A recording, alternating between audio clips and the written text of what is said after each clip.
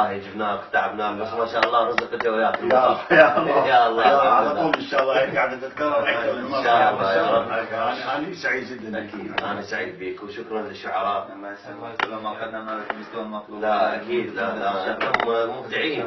شكرا للفرقه اكيد الموسيقيه. مشاهدينا الكرام نلتقيكم بحلقات جديده. نودعكم من الكبير صباح الخيار. نلتقيكم بحلقه جديده في امان الله.